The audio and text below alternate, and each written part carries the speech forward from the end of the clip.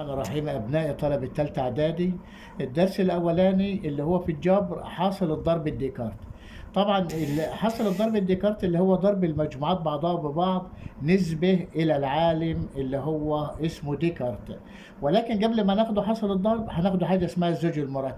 إيه هو الزوج المرتب؟ بيقول لي يسمى ألف وب داخل القوس ده هو اسمه زوج مرتب، يعني اتنين محطوطين بترتيب. الحد الأولاني ألف أو العنصر الأول يسمى مسقط أول، والب يسمى مسقط ثاني. تمام، يعني ما نقدرش نبدل. لو بدلنا الزوج المرتب ديت بيتغير المكان بتاعه. بمعنى لو احنا عندنا ديت محور س وده هو محور ص، طبعا ديت عليه العناصر 1 و2 و3 و4 إلى ما لا نهاية، وديت نفس الطريقة. طب أنا لو قلت العنصر 2 و1 اللي هو دي مكانه هنا 2 و1، 2 على السين قبل 1 على الصاد. طيب لو أنا قلت العنصر 1 و2 هو ده المكان التاني بتاعه 1 و2، يبقى ديت المكان ده 2 و1 غير المكان التاني اللي هو 1 و2. يبقى نقوله 2 و1 لا تساوي 1 و2. يبقى دوت يا ولاد التمثيل البياني للزوج المرتب هو نقطة على محاور الإحداثيات. تمام، ولكن 2 و1 لا يساوي 1 و2. طيب نهوت لما نيجي نقوله إذا كان الزوج المرتب ألف وب يساوي 3 و5، طيب قيمة الألف بتساوي كام؟ بتساوي 3. طب وقيمة الب يا ولادي بتساوي كام؟ بتساوي 5. تمام، يبقى ألف وب بتساوي 3 و5، الألف ب3 والب ب5. طب ناخده مسألة تانية، بقول لي إذا كان الزوج المرتب 3.8 بتساوي 3 وجذر صاد، فإن الجذر التكعيبي لصاد بتساوي نص.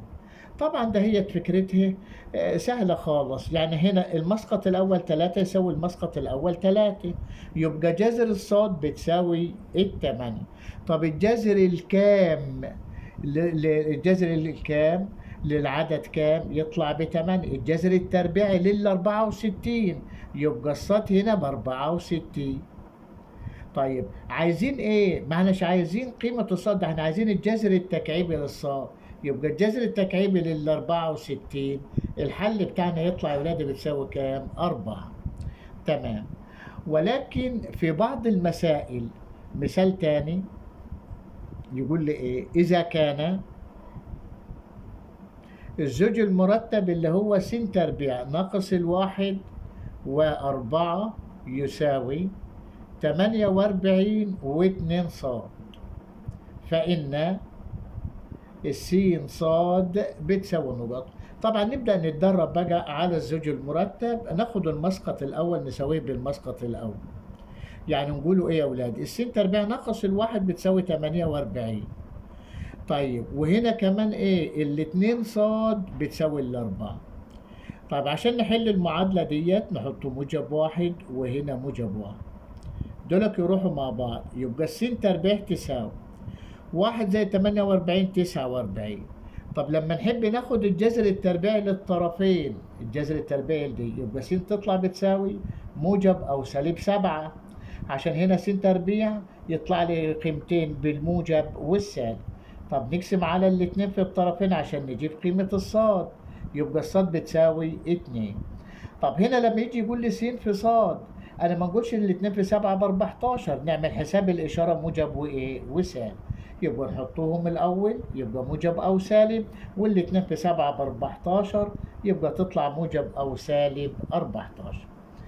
نتدرب كمان مسألة، مثال 3 بقول لي إذا كان الزوج المرتب اللي هو عبارة عن 2 أس س ناقص 1، والمسألة الثانية سالب 3 المسقط الثاني يساوي 1 وص. طيب هنا طالب ايه في المسألة ديت؟ طالب برضو هنا بيقول لي اوجد 2 س ناقص ص بتساوي نقط. طيب هنقوله هنا في المسألة ديت الاتنين أس س ناقص الواحد بتساوي واحد. 2 أس س ناقص الواحد بتساوي واحد، وهنا الصاد بتساوي -3. طب نهوت يا ولادي لما يبقى 2 أس كام يديني واحد صحيح، أس صفر. أي عدد أس صفر قيمته بواحد، يبقى هنيجي واخد س ناقص الواحد نساويها بالصفر. يبقى نحل المعادلة موجب واحد موجب واحد، يبقى الس بتساوي الواحد. وعندنا هنا الصاد بتساوي -3. طيب يبقى عايزين قيمة 2 س ناقص الصاد، يبقى نيجي كاتب 2 في 1 -3. يبقى الاتنين في 1 ب2، والسالب في سالب بموجب 3، يبقى الناتج بتاعنا بتساوي 5. طيب مسألة يا ولادي للواجب،